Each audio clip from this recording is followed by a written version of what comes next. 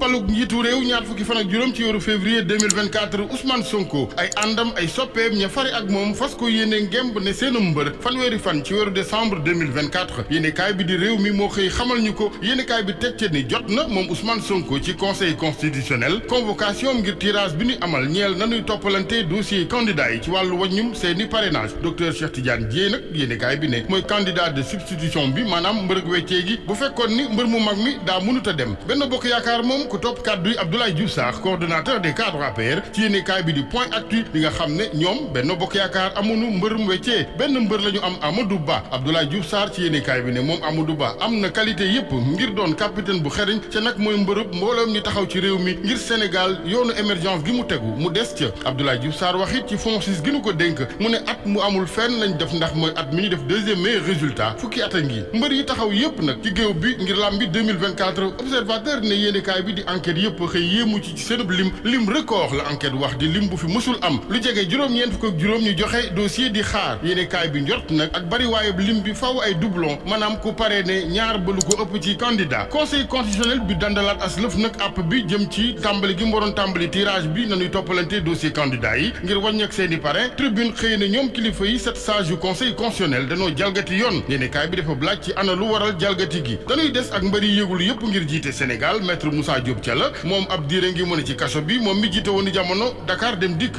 maître Diop ci biir kaso ba mu ne nag la jël xalimaam bind bâtonnier bu Paris ndax moom avocat la bu ne ca boobee baro bu Paris source a ñëwaat ci bataaxal beeg li ko waral la mu ci jublu mooy di fàttali ne procureur général près cour d'appel bu Ndakaaru moo waroon yore dossier bu nu sukkandikoo ci accord yi lënkale baro bu Paris ak Ndakaaru sàkku na ci njiital baro bu Paris mu bind naatangoom bu ci Ndakaaru ngir kon ñu wàccoo ki droit am fàttali it moom maître Moussa Diop kaaw Juan Branco te loolee ne accord réciprocité mu ne moo waraloon ñu libéré ko état bu Sénégal moom ci fan yu néew fas yéene libéré yoon yi askan wi jaar ngir dugg si Ndakaaru rawatina waa banlieue ak BRT bi ginnaaw TER bi bis bi le jour tuddewaat BRT bi bretelle rapide pour le transport fukki fan ak ñeent ci weeru janvier lañu koy dalloo ñu ne ci njiital président Macky Sall waaye démb premier ministre Amadou Ba moo jiite xew wi jëmoon ci BRT en Seine yéenekaay bi jàppe ko xewum test ci wàllum bayre ngir moom bés bi le jour teg ci boobee transport bu nar a gën a yaatu ci Ndakaaru Dakar dem dikk gi dalloo yeneen ñetti téeméer ak juróom-ñaar fukki bus Le Soleil ne ko waaw seen parc woto ñoom Dakar dem dikk gën na yokku